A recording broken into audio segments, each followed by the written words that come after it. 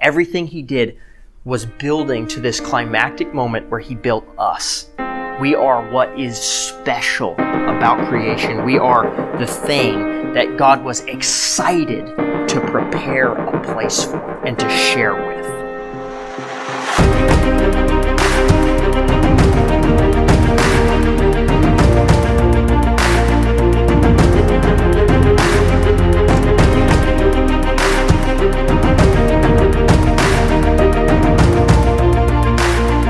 Welcome to the Reach College Podcast with your speaker, Pastor Taylor Gabbert. We are going to start a series on Genesis today. And I want to start by just answering the question you may not have, which is, why Genesis? Right? And I'll tell you exactly why. I had several of you at the beginning of this year, as you were all motivated with your New Year's resolutions and starting your reading plans in Genesis, come up to me and say, I'm reading in Genesis and I'm just not getting anything out of it. And after I recovered from the shock, I decided that it was necessary to sit down and say, okay, look, this is what's happening in Genesis. This is why this book is important. This is why this book is amazing. And part of the problem really is that we see it in just these disjointed Bible stories. Like we're like, oh, there's like this story about this guy with a boat, and then there's this other story about these people that build a tower, and like none of this stuff makes sense. But the thing is, it's not a disjointed story. It is one story. It's one book that is telling this, essentially, what I've called the march of redemption. This idea that God took the fall that we're going to see in the next couple weeks, and immediately, before it even happened, had begun a plan to redeem us, to make us right with Him in spite of this, right? And so, I've called this the March of Redemption. It's going to be actually 4 different series in Genesis, and here's why. I mapped out 44 lessons, and we will all burn out if I do 44 straight lessons. That's like a year's worth in just Genesis. And one thing, if you haven't caught on to this, one thing I want you guys to realize is you could spend so much time in any given chapter of the Bible. I mean, I could have spent a year just in Romans and still not run out of material, right? So the reason that we go through things at what may be a little bit of a fast clip is because this room right here is not the multi-generational church. I don't have you for 2 decades. So what I want to do is give you a broad grasp of a lot of scripture, not sit in one place and you leave here and you're like, man, I understand the book of Galatians so well, but I've got nothing else, right? So what I'm going to do is we're going to do 4 split up series in Genesis, and we're going to go back and forth between Genesis and some stuff in the New Testament. So we're going to do 1st and 2nd Corinthians, we're going to do Hebrews, interspersed with Genesis, okay? But today we're going to start Genesis. There are a couple of goals as I talk about Genesis. One thing I want you to see in Genesis is we're going to talk about what the book is actually trying to teach you, all right? Starting off strong, right? We're going to get into creation story today, and we're going to ask the question, what is the point of this book or this chapter, and was the world created in 7 or 6 24-hour days, right? That's going to be the question. So I want you to see what Genesis is actually trying to teach you versus what we've just artificially injected into the book and made the point when it's not the point, okay? The next thing I want to talk about is I want to defend this idea of that the Israelites were copying other religions. So there's this popular notion out there that there's all these older religions that have similar themes, and because of that, the Israelites were just making up their religion by pulling in things they liked from other places and kind of modifying it, okay? Now, let me just stop right there and explain to you briefly why that's not true, and then you're going to see this over and over and over again.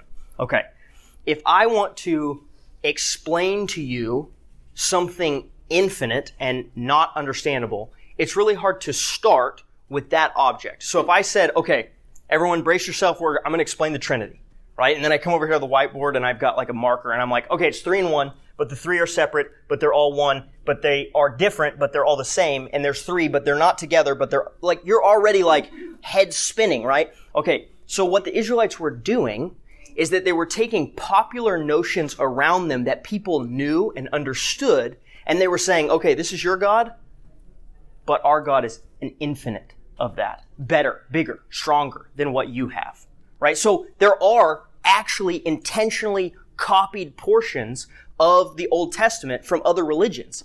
But it's actually almost like they're mocking these other religions. They're saying, yeah, the problem your God has, our God doesn't have that problem because he's bigger.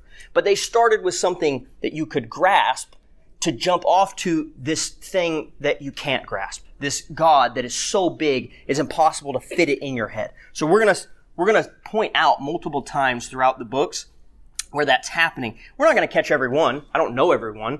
But now when you're at your schools or wherever and somebody goes, yeah, but the Israelites were just copying, like, look at this verse. This is a copy of this other ancient Mesopotamian manuscript. You will know why. You will understand what's happening there. Okay? So we're going to start with Genesis 1, the creation story. A couple things about Genesis 1. First of all, the genre. It is a creation myth. Now, everyone, hang on. Right? I know I just said the word myth, and somebody in here is like, he's about to tell us that it's not true. Okay, that is not what I'm saying. There is a genre called creation myths in the ancient Near East writing style. Okay? Why I need you to understand that is what Genesis 1 fits into. The word myth does not mean it's untrue. It's a writing style that tells us certain things about the points they were trying to get across to us. I'll give you an example. Jesus, he talks about a man, he tells a parable, and he talks about a man who gave talents to his servants and he left. And then he comes back. Was that story a true and historical event that Jesus was retelling? Maybe. It could have been, but that's not the point. The point Jesus is trying to make is not, well, you remember Fred down the road? Fred left on a trip. Like, he's not telling you because he wants you to understand about Fred. He's making a point that is more important, that is bigger and more spiritual. So the creation myth, the idea is we're going to see what it's actually trying to tell us, and it's important that we know what genre it's in so that we know what it's pointing us toward. The main thing I want you to understand about a creation myth, first of all, there's elements of poetry in it, and we know when we read through the Psalms that we don't interpret all poetry literally or literalistically, right? But we know that, and the main thing we learn about a creation myth is that it has a timeless value. It has a timeless value. And I don't mean in like a bedtime story kind of way. I mean like what is true about it is true for all time. It will never change. Okay? And again, we'll dissect this a little bit more. But what you need to know is that the point of Genesis 1 is the point. You can't take every element and dissect it down. That's where we go wrong with parables. Because we take a parable and we dissect it to the nth degree and we find things that don't hold up against the rest of Scripture because we took it too far. So we need to understand what the actual point is, what's true about the story, and understand that the details of the story are not always making the point we think they are. One way I can show this to you is if I say to you, man, I was outside and that car just flew by, right? Nobody in the room is like, there was a car that was flying. He saw it. He saw a flying car. Like, you understand that I'm telling you about how fast the car went, right? But, maybe in 1,000 years when they dig up that statement and they're like, wow, they had flying cars back in Tulsa this year, right? Like, that would be a misinterpretation of what I was saying, right? Another way you can see this in the Bible is that you can find verses that say things like, the sun rises and the sun sets. And you're like, yeah, and so? What's moving in that verse? The sun is, okay? But we know that we're revolving around the sun, not the other way around. But for a long time, people were like, no. The Bible says the sun is moving, so it can't be any other way. And they were dogmatic about it to the point of silliness, right? So we need to understand what the Bible is actually trying to tell us. Now, here's what I want you to understand what I'm not saying. What I am not saying to you this morning, and don't hear me at any point say this, I am not telling you that the world was not created in 7 literal 24-hour days. I'm not saying that. What I'm saying is that's not the point of Genesis 1. That may be the case. Let's put it to you like this. Did God need 7 full days to make the world? No, he could have done it in 7 seconds. He could have done it in 7 billion years. I don't know.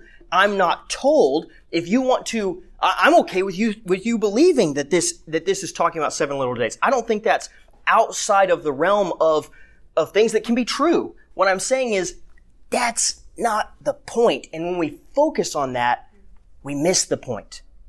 We miss what's actually being said in the scripture. Okay? So we're not going to focus on, well, this word and that word and the order, really, it could be, 24-hour days, or it could be that these 24-hour days had, long periods of time in between. I don't care.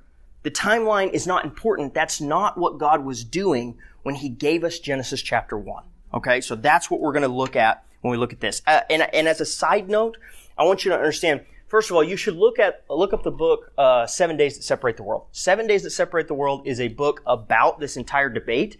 It's fantastic. It's a beginner level book, and it's by an evangelical Christian who believes in the authority of Scripture.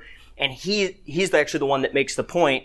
He's like, at one point, the church just absolutely, there's no way around it. The sun is revolving around us, right? And he starts there and then begins to unpack Genesis and say, what could this say? What is not out of bounds for this to say? So I highly encourage you to look at that book if you want to dig deeper into that specific topic. I'll also tell you this. I didn't know this, so I think it's important as a side note. There's a difference between evolutionary theory and old earth theory, like old earth creationism. Didn't know that. Like, I grew up, there's one right answer. It's young earth. It's 7 literal 24-hour days all right in a row. And so for me, there was kind of a shock moment of looking deeper into the subject and going, oh, you can actually believe in old earth creationism and it has nothing to do with evolution. So I just want you to know there's nuance to the argument. Again, I'm not telling you that which one is right or wrong. I'm telling you that that's not the point of Genesis chapter 1. Okay, so if that's not the point, then what is? One of the points that we're going to make today is that chaos is brought under control. It is ordered by God. He took what was not tamed and he tamed it. He made it orderly. He designed it for a purpose. Something that I want you to note in that is you can look at old Mesopotamian or Egyptian or just ancient Near Eastern creation myths, and you can see these kind of differences. Their creation myths try to tell us the origin of the gods. Genesis never even tries to do that. Genesis does not tell us the origin of God. It tells us that in the beginning, God was. He was already there. He pre-exists time and creation, and then begins to try and explain our origins. Matter's origins, humans' origins, right? So that's already a difference between the religions, right, that would have stood out to an ancient reader of this text. The next thing is ancient Near Eastern text often had creation coming out of a struggle between gods. So as gods would fight, things would kind of burst forth into formed matter, right? Also not the case here. See, because the God in Genesis is in complete control. He is ordering everything calmly. He's speaking it into existence. He's making it so by his commands. He's not struggling to do any of this. We see in the creation myths that they are usually just reordering matter that already exists. Our God creates matter out of nothing. We see that the gods are connected to or in nature. But what you're going to see in Genesis 1 is that our God is completely outside of nature and disconnected, not disconnected, but He transcends nature. Nature is not something that's emanating from him. See, in other creation myths, nature is something that overflows from the gods. It's sort of like their personality becomes matter. Well, that's not the case in the Bible. See, God is producing matter as an act of his will. He's choosing to create. It's not an accident that's just flowing forth from him. That's one point, is that chaos is brought under control. It's ordered. The second one we'll see is that God created everything, and man is the pinnacle act of his creation. We are the final climactic thing that he created. Okay, that's important.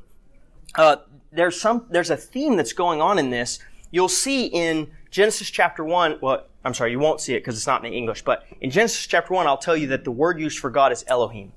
It is a word that means God in general. It's describing the creator God. It's designed to point to the all-powerful original God that creates everything. And then when we get to chapter 2, it switches to Yahweh, which the Israelites would have understood as the God of the covenant. Why is that important? Because the writer is saying these are the same God. He's saying the God of the covenant did not just show up to this already created earth and is trying to kind of save his people, pull out his piece of the pie. No, as a matter of fact, the God of the covenant created and controls everything. He is the only true God, and he orders all of creation, right? So that's important. The last piece we'll see is that God prepared a place to rule and to rest with us. And that is going to be the primary thing that I want you to take from Genesis 1. God prepared a place to rule and to rest with us. It is not, the Genesis story, again, it's not about a scientific explanation of the first, 186 hours or something? That's not the point. The point is God did all of this to share this fellowship and this community and his glory with us. Okay? A way that we can see the point of Genesis 1 is structurally. Okay, if you know anything about ancient Israelite writing, 7 is the number for perfection. Generally, it means like something was perfected or close to perfect. And then if you see 3 is an emphasis. They don't have a lot of punctuation, so they would say something 3 times to bring it to the front of your brain, to draw it out to the forefront. That's the way that they exclaimed something, by repeating it 3 times. So what you're going to see is the obvious one. There are 7 days. You're going to see 3 pairs of days with 1 unmatched day. In verse 1:1, it has 7 Hebrew words. In verse 1:2, it has 14 Hebrew words. At day 7, it has 35 Hebrew words. So all multiples of 7. And in the 7th day, we see the term 7th day used 3 times. It makes it the climax of the entire story. God speaks 10 times. 7 of those times are commands to creatures or creation, and 3 of those are proclamations about humanity. God says it was good, or sees that it was good 7 times, and the last one being very good. The more and more you see the structure, the less and less you can look at this text and say, the point is, it was 168 literal hours. That's not the point. That's not what the writer is trying to get at. So we're going to cut past that surface level kind of pop culture argument, and we're going to look at what the text is actually saying. Why is it important that God controls chaos, life, and prepared a place for us? The reason is because how can we trust God if he can't control the chaos? It's really scary out there. And if God isn't in control, if he does not order chaos, we have a real problem. The second reason is because if God is not in control of life, how can he save us from death? We need a God that has power over life and death. And the third thing, it's important that God prepared a place for us because that immediately tells us that he loves us. This is not an impersonal God that's just kind of going out doing stuff on a whim. He cares about us. If let's say it's my wife's birthday, and I'm gonna cook her breakfast before she gets up, and then I'm going to give her a card that I already bought that has a note in it, and then later I'm going to give her a gift that I had to actually shop for, and at dinner time I'm going to take her to a restaurant that I had to make a reservation at. What you see in that is a lot of thought and preparation.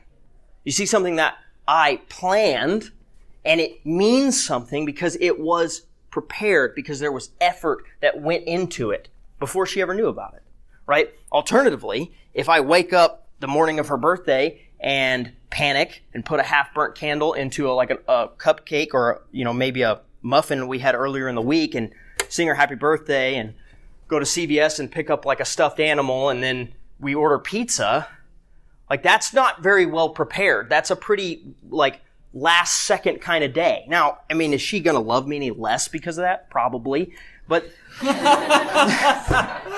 but that's not the point. The point is that you know the difference between a prepared day, something with a lot of thought and care, and the opposite. Nothing, right? It's something that's just thrown together at the last second. Okay, so the first thing we're going to look at is this idea of chaos being ordered. The first 3 days of creation, God is going to order creation. He is going to, largely what you're going to see is God separating things. He's saying, no, this goes over here and has a boundary, and this goes over here and it has a boundary. He is ordering what he has brought into existence. Look with me at Genesis chapter 1, starting in verse 1. In the beginning, God created the heavens and the earth was formless and desolate emptiness, and darkness was over the surface of the deep, and the Spirit of God was hovering over the surface of the waters. Okay, so the first thing I want you to understand is that verses 1 and 2, I've looked at all the kind of the arguments on this. I think that verses 1 and 2 are like a subject statement or a title, if you will. Basically, the author is saying, this is the story of creation. In the beginning, God creates the heavens and the earth, and then he's going to launch into the details of what that looks like, right? But he starts with this title statement, right? And he says that the earth that's been created, it was empty or void or desolate. It was chaos. It was darkness, right? There's actually, for as many different translations as there are in this room, there are different translations of that single phrase because there is a really ambiguous phrase. They don't actually know specifically what those words were trying to communicate, but pretty much if you were to gather up all the different, versions that we have, generally the same idea. Just this kind of empty, void chaos, right? That is what we have right at the beginning of this creation being formed. But we immediately see that the Spirit of God is hovering over the waters. He's hovering over the depth. See, the Spirit of God is still involved and in control. That's established right off the bat. And we have immediately two parts of the Trinity, right? We have God the Father and we have the Spirit. Look at verse 3. Then God said, "Let there be light," and there was light. And God saw the light was good, and God separated the light from the darkness. God called the light day, and the darkness he called night. And there was evening, and there was morning, one day. Then God said, "Let there be an expanse in the midst of the waters, and let it separate the waters from the waters." God made the expanse and separated the waters that were below the expanse from the waters that were above the expanse. And it was so. God called the expanse heaven, and there was evening, and there was morning, a second day. Then God said, "Let the waters below the heavens be gathered into one place, and let the dry land appear." And it was so. And God called the dry land earth, and the gathering of the waters he called seas, and God saw that it was good. Then God said, "Let the earth sprout vegetation, plants yielding seed, and fruit trees on the earth bearing fruit according to their kind, with seed in them." And it was so. And the earth produced vegetation, plants yielding seed according to their kind, and the trees bearing fruit with the seed in them according to their kind. And God saw that it was good. And there was evening, and there was morning, a third day. Okay. The first thing we see is light. God creates light, and there's significance here because really what we see is that the first thing God did was show himself to the world, right? God brought his light forth to his creation. The second thing we see is the expanse. And I want you to understand something about this idea of the expanse. I have no idea what's being talked about here. All right. I mean, I read everybody and nobody knows exactly what's being said here. There's a lot of ancient cultures that thought there was a dome of water around the earth. It could be the difference between, the water or the seas or the oceans and this kind of atmospheric water. It could just mean sky. It could mean the heavens. We could be talking about the expanse of space and stars and planets. There's a lot of options. And we just don't know what exactly that's talking about. I kind of just want to go with D, all of the above, right? It's just everything that's not down here, okay? That's what the expanse is talking about. Now, I want you to notice that on the third day, there are two creation acts. there are two creation acts. The last one is the vegetation being brought forth. Okay? Now, the two creation acts automatically makes this day different. It changes it a little bit. But what you see is at the end of 3 days, the unproductive and uninhabitable world becomes productive. All of a sudden, out of the earth comes vegetation. It's producing something. It's no longer just chaos and void and empty, right? It's been separated. It's been ordered. It's been commanded to be productive, and it is so. That's the first thing I want you to see here. The other thing I want you to see is there's a theme here. Now, when we read this and we read the part about land, we hear earth. We see the land below our feet, right? And that's not untrue, but actually there's an added element. If you were an ancient Israelite, you would have seen the promised land. You wouldn't have just heard dirt floor that I walk on. You would have heard God was already building the land He was going to give us.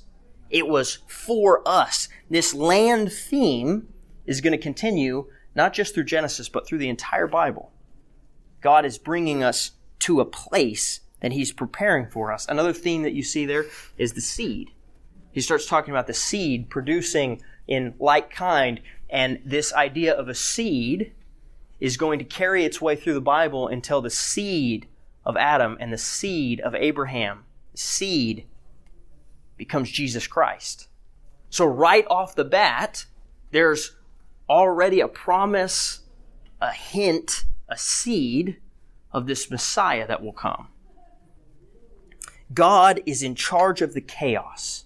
That is the point of the first 3 days. He has ordered everything. He's ordered everything in your life. You can trust Him. Because even when your life looks chaotic and out of control, He's still ordering it. From here, we'll move on and we'll see that God is able to create life.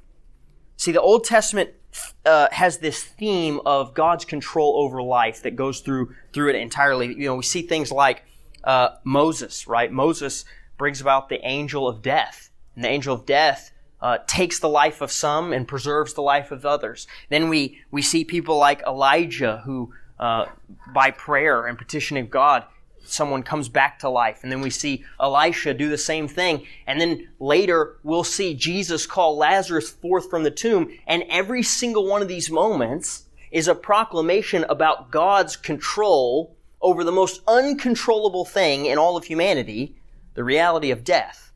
God has complete control over life and death. He demonstrates it over and over again so that someday, when He Himself, God Himself, comes back to life, it is proof that He is God, because only God has that power and control over life and death. That theme starts right here at the beginning of Genesis. Look at verse 14. Then God said, "Let there be lights in the expanse of the heavens to separate the day from the night, and they shall serve as signs for the seasons and for the days and years. And they shall serve as lights in the expanse of the heavens to give light on earth." And it was so. God made the two great lights, the greater light to govern the day and the lesser light to govern the night. He made the stars also. God placed them in the expanse of the heavens to give light on earth and to govern the day and the night, and to separate the light from the darkness. And God saw that it was good. And there was evening, and there was morning, a fourth day. Okay, so we see that God is still, He's still ordering things, but there's a bleed over as He begins to order some things and as He begins to set up the conditions for the bringing about of life. Now, we've already seen the vegetation, but classically, they wouldn't have thought about vegetation as being alive the way that we think of plants as being alive. When we think of something being alive, when they thought of something being alive, they thought of animated things, animals, right? So God is setting the conditions for there to be life brought forth, okay? One thing that I want you to see here, this kind of actually made me laugh when I was looking this up, because if you've ever run into somebody who reads their horoscope and is really into the constellations, that goes way back, right? Like that goes back to ancient times. They thought that the stars controlled their destinies. They tried to read the sky for their fates and things like this. And if you look, it's a throwaway. It literally says, He made the stars also. That's not an accident. It's actually like this throwaway statement, again, kind of almost like a mockery of the nations around them, like, yeah, and like those things you think control your lives, He like also put them in place, right? It's a complete throwaway because it's showing God's ultimate power over all of nature and creation, and how those aren't the things that guide our lives. Those aren't the things that decide what happens to us. I didn't want you to miss that little throwaway because I giggled a little bit when I saw that. So, look at verse 20. Then God said, "Let the waters teem with swarms of living creatures, and let the birds fly above the earth in the open expanse of the heavens." And God created the great sea creatures and every living creature that moves, with which the water swarmed, according to their kind, and every winged bird according to its kind. And God saw that it was good. God blessed them, saying, "Be fruitful and multiply, and fill the waters in the seas, and let the birds multiply on the earth." And there was evening, and there was morning, a fifth day. Then God said, "Let the earth produce living creatures according to their kind, livestock and crawling things, and animals of the earth according to their kind." And it was so. God made the animals of the earth according to their kind, and the livestock according to their kind, and everything that crawls on the ground according to its kind. And God saw that it was good. Okay, so one thing I want you to see here is that if you noticed, the first 3 days and the second pairing of 3 days, they are parallels, right? So we see that light is brought into the world on day 1, but the luminaries, the stars, the things that govern light, are not brought in until day 4, right? We see on day 2, we see that there is sky and sea, and then on day 5, we see that there are birds and fish, right? And then on day 3, when we got land and vegetation, now on day 6, we get livestock and animals, right? There's a parallel going on here. Yet again, for me, I'm seeing the structure of this text as pointing to something specific. For just as long as the debate's been going on, one of the big issues has been, well, how did God create light on day 1 if He didn't create anything to emit light until day 4? Well, the bottom line is still not the point, because God can do that if He wants to do that, right? I'm not going to tell you like, there, proof right there. It's not about, like, that's not the point, right? So we're not looking at these things and seeing definitive answers. We're seeing that they're non-answers. They're not trying to give us that information. That's never been the goal of Genesis 1. We've just allowed ourselves culturally to be sidetracked by that argument for forever. Like, it's a crazy discussion, right? And there's so much more in this text if we will get out of the way of it. So we see that the 6th day also matches the 3rd day in this way. It's going to have 2 acts of creation again. So on the 3rd day, we got land and vegetation, and on the 6th day, we're going to get livestock and animals.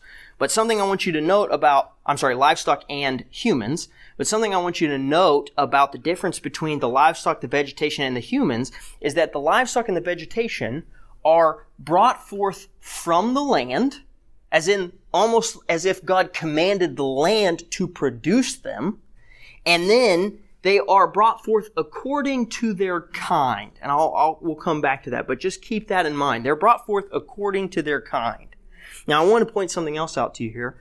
How is God judging what is good? Right? So it seems as though every day God has looked at what He's done and He said it's good. And I always thought that it was good because He was the one doing it, right? Why would it not be good if God did it? And also, would He do it if it wasn't good, right? That didn't make sense to me. But the key is if we look at the 2nd day.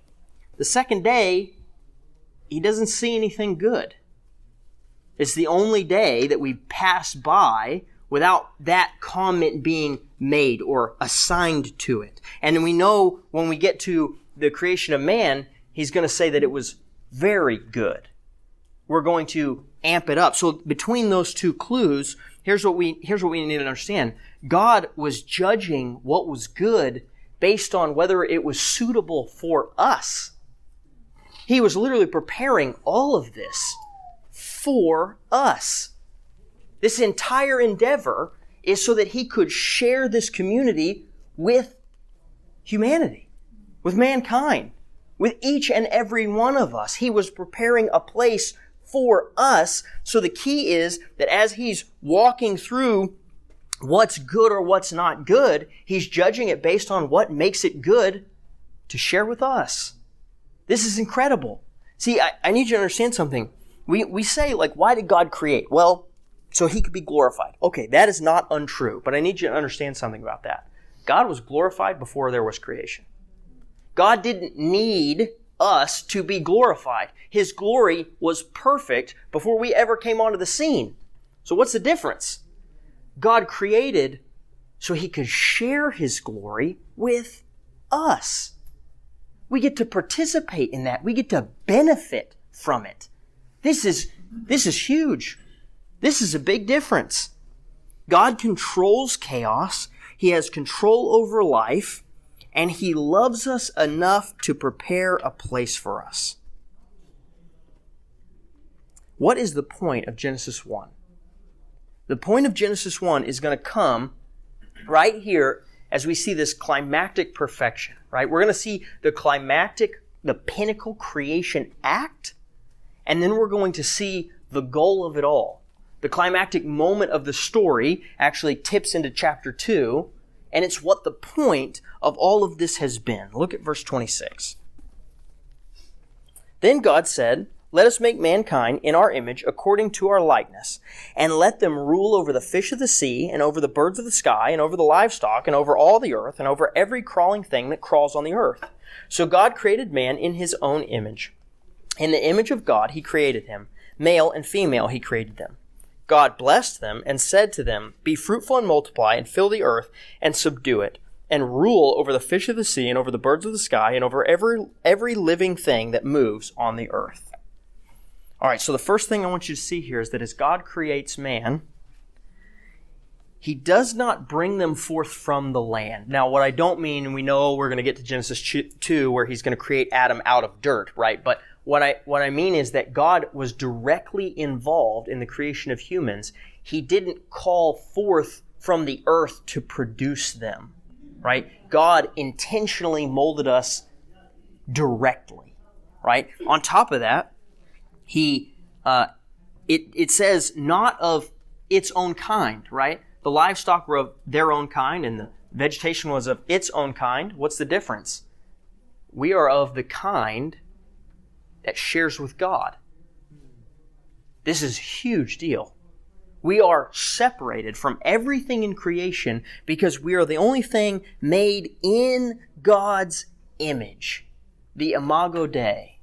This is the thing that gives all humans value. Did you know that being made in the image of God is actually the cornerstone value that creates our justice system?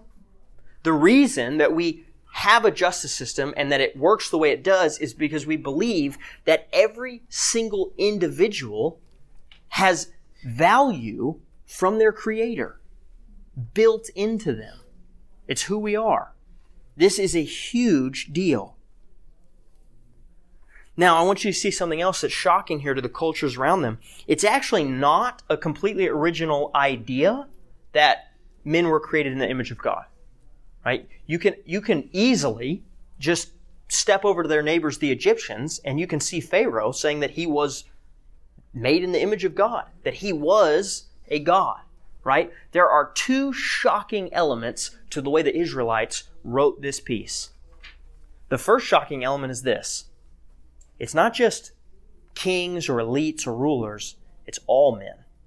Every single person. And then even more shocking, it's women too.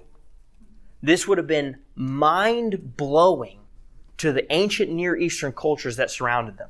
They would have been listening and they would have gone, okay, so you think all men are... And what?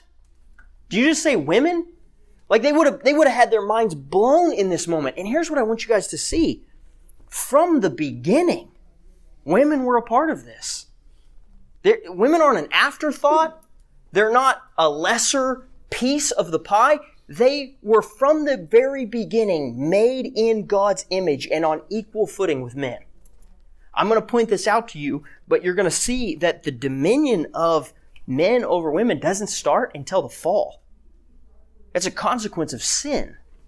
But the reality is God has always had an equal value and an equal place for women. And this, by the way, this belief system that we hold to, if you ever hear somebody criticizing Christianity for being oppressive to women, first of all, those arguments largely come out of the sexual revolution. But secondly, go look at the history of women's rights in the world. They are built on the bedrock of Judeo-Christian values. The reality is, this book is what sets women free.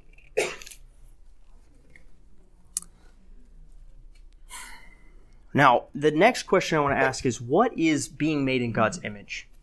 Again, this was such a weird week of study for me because all I found when I looked for like what the image of God is was just like laundry lists of explanations. It was like, well, it could be this, and here's all the reasons why, but there's a problem with that. And it could be this, and here's all the reasons why, and there's a problem with that, right? Just over and over and over again. Just people have been asking the question, what does it mean to be made in the image of God since it was written, okay? So I want to, I think one thing is clear from the text. There is a functional aspect of that. We're the only thing in creation designed to rule alongside of God.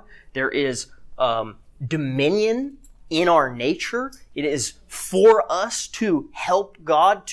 We're designed to be rulers alongside of God over the things He's created. That's part of it. That also can't be all of it, because that allows us to kind of gauge people's image of Godness by how much they are in charge of, right? So there's something more inherent than that. And I want to tell you this. I'm gonna stand over here, and I want you to understand, like, I can't make this argument authoritatively from the Scripture. So this is just me talking, okay?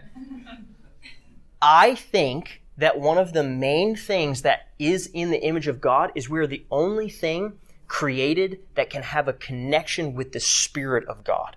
We're the only thing with a spirit that connects and communes with God's Spirit. Now think about that for a second. One of the things I struggled with is everything you come up with for the image of God that separates us from the animals, it doesn't separate us from the angels. And so that's really difficult because it's like, well, animals can't like do right or wrong, okay, but angels can. Like, well, animals can't think or speak or like, they can't, well, but angels can, right? Like, it's always kind of a stumbling block. Now, angels are spiritual beings, but I don't think they share in the Spirit of God the way we do. That's what makes us different. So again, I can't prove that definitively. If I could, I'd probably make a lot of money. But that is what I think is a huge piece of what it means to be made in God's image, is that our spirit and God's Spirit can connect in a way that nothing else in creation can. We share in the Spirit of God. We share in communion with Him. And we will see that connection, that Spirit, is marred by sin. It's disrupted. And what Christ comes to do is He comes to set that right and make that connection available again. Look at verse 29. Then God said, "Behold, I have given you every plant yielding seed that is on the surface of all the earth, and every tree which has fruit yielding seed. It shall be food for you. And to every animal of the earth, and to every bird of the sky, and to everything that moves on the earth, which has life, I have given every green plant for food." And it was so. And God saw all that He had made, and behold, it was very good. And there was evening, and there was morning, the sixth day. We're not going to stop here for long. I want you to just stop and see that the very good is that we are the pinnacle of God's creation. Everything He did was building to this climactic moment where He built us. We are what is special about creation. We are the thing that God was excited to prepare a place for and to share with. Look at chapter 2, starting in verse 1. And so the heavens and the earth were completed, and all their heavenly lights. By the seventh day God completed his work which he had done, and he rested on the seventh day from all his work which he had done. Then God blessed the seventh day and sanctified it, because on it he rested from all his work which God had created and made. Okay, this is the climactic moment of the entire story. This is what everything has been building to. This is where the writer wants you to focus right here. See, because everything else has been paired, and it's had this kind of structural progression, but the seventh day stands alone. It's completely outside of the boundaries of everything else, and it is intentionally the number 7. It is the seventh day, the perfect day. Verses 2 and 3, they have 4 Hebrew lines in them. These 4 Hebrew lines, of the 4 Hebrew lines, 3 of them have 7 words, and in those 3 verses, the middle word of those 7 Hebrew words is seventh day. So 3 times at the center structure of the entire section is the word seventh day, seventh day, seventh day. The goal is to focus you in and bring to the forefront and emphasize something here matters. It's important. It's big. You want to look right here. That's what's going on. And then we see that it's sanctified. He sanctified the seventh day. I want you to understand what this is. This is the inauguration of heaven. The seventh day was the day that God's creation had been perfected, and he could begin to restfully fellowship with us in a perfect place forever. That is what heaven is supposed to be. It started right here. It was this perfect place where God's work was finished, and he began to co-rule by choice, right? He's delegating to us rulership. He began to co-rule alongside of his favorite creation, the thing that he had made all this for, and it was restful and it was peaceful. Now, I don't want you to mishear me. I'll talk about this more when we get to the fall as well, but this doesn't mean that there was no work. But do you understand that work was designed to be restful? See, when we find work that fills us up, it is restful. When we're productive in ways that feed our spirit, it is restful. See, what happens after the fall is that work becomes toilsome, unproductive, hard. It begins to not fill us up. It begins to take the life out of us. But in this moment, on the seventh day, when everything was perfect, it was sanctified and it was restful. Why did God create? It wasn't to be glorified. He was already glorified. It was to share his glory with us. The thing about Genesis 1 is that you can get lost in this argument over what happened in the first moments of creation. And you can miss that at the very beginning of the Bible. Have you ever heard the Bible called God's love letters to us? I've never heard that phrase. We miss that all the time because we're looking for these extraneous, stupid things like, well, it says right here that whatever, it was 24 hours. I don't care. Because what I see now when I open Genesis 1 is that God is telling me from the first moments how much he loved me, how much he cared for me. He's telling me that I can trust him because he's ordered chaos. He's telling me that he can save me because he has control over life. And he's telling me that he prepared everything for me to be with him in permanent rest forever. God loves us that much. And here's the best part. Someday, way after this point, Jesus would look at his disciples moments before he left, and he would say, I'm going to prepare a place for you. I'm going ahead, and I'm going to do what? This exact same thing. He's building the place where we will once again be in perfect community, in perfect rest, in perfect love with Him. So the question is, when you read Genesis 1 and when you walk through your life, do you understand how powerful your God is? Do you understand how much He loved you specifically? How much you can trust Him? How capable He is and powerful He is to save you?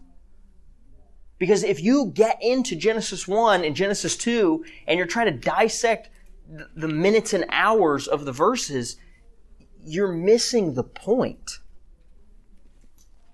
We're going to dive into Genesis, and my hope is that as we unfold these texts, as we break them down, you see the love story that God starts on the first pages of the Bible.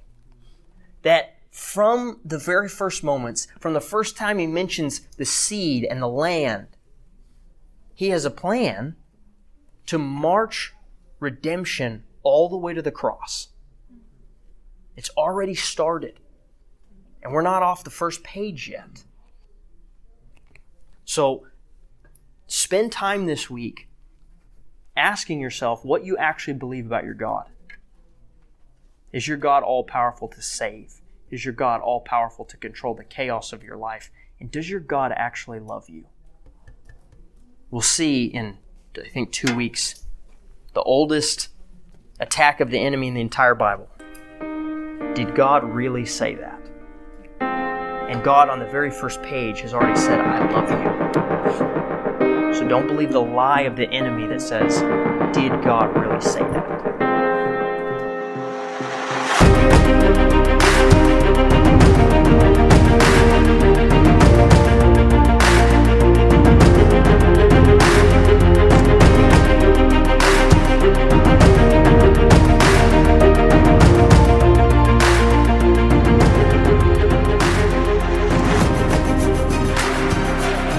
Hey guys, this is Philip Jackson, pastor of young adults at Evergreen Baptist Church. I want to invite you to come to Reach.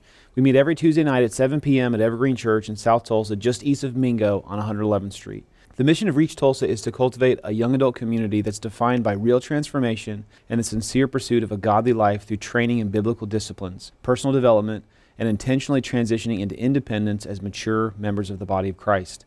If you enjoyed this episode, please be sure to like and subscribe to our content. We're available on Spotify, Apple Podcasts, and wherever you find your favorite podcasts. Reach Young Adult Ministry is a part of Evergreen Baptist Church in Tulsa, Oklahoma. For more information and additional lessons, please visit our website, evergreenbc.org.